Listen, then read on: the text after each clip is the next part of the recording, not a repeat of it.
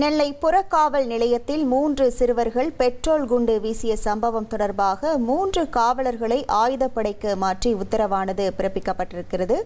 Petrol குண்டு வீச்சு சம்பவம் தொடர்பாக காவலர்கள் ஆயுதப்படைக்கு மாற்றம் செய்யப்பட்டிருக்கிறார்கள்.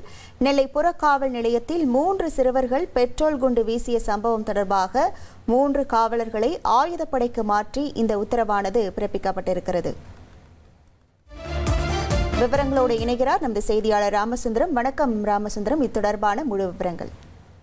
கடந்த திங்கட்கிழமை இரவு 3 சிறார்கள் இருசக்கர வாகனத்தில் வந்தபோது புறக்காவல் நிலையம், அதாவது ராமையம்பட்டி பகுதியில புறக்காவல் நிலையத்தில் வாகன சோதனையில் ஈடுபட்டிருந்த காவலர்கள் அவர்களை தடுத்து நிறுத்தி யார் என விசாரித்திருக்கிறார்கள். அப்போது சிறுவர்கள் என கண்டறியப்பட்ட நிலையில இருசக்கர வாகனத்துடைய சாவியை பிடுங்கி வைத்துவிட்டு அவர்களது பெற்றோர்களை வரவழைக்க சொல்லி அறிவுறுத்தி அங்கிருந்து அனுப்பி சென்றார்கள். இந்த நிலையில இந்த சம்பவத்து தொடர்பாக ஆத்திரமடைந்த சிறுவர்கள் இரவு நேரத்தில் அந்த புறக்காவல் நிலையத்தின் மீது பெட்ரோல் குண்டு வீசிய சம்பவம் பரபரப்பை ஏற்படுத்தியது. உடனடியாக இந்த 3 சிறார்களையும் நெல்லை மாவட்ட காவல்துறையினர் கையகப்படுத்தி கூர்நோக்கு இல்லத்தில் சிறுவர் நீதிக்குழுமத்தில் ஆஜர்படுத்தி கூர்நோக்கு இல்லத்தில் அடைத்தார்கள்.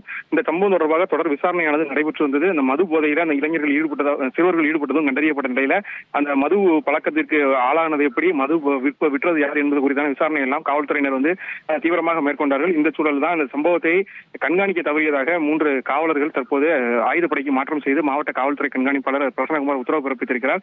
காவலர்கள் சுடலை கண்ணு, ஆனந்த பாண்டி உள்ளிட்ட 3 பேர் தற்போது ஆயுதப்படைக்கு மாற்றம் செய்யப்பட்டிருக்கிறார்கள். இந்த சம்பவம் தொடர்பாக அந்த மது விற்றது யார் என்பது தொடர்பான விசாரணை உள்ளிட்டவைகளும் தீவிரமாக காவல்துறையினர் மேற்கொண்டிருக்கிறார்கள்.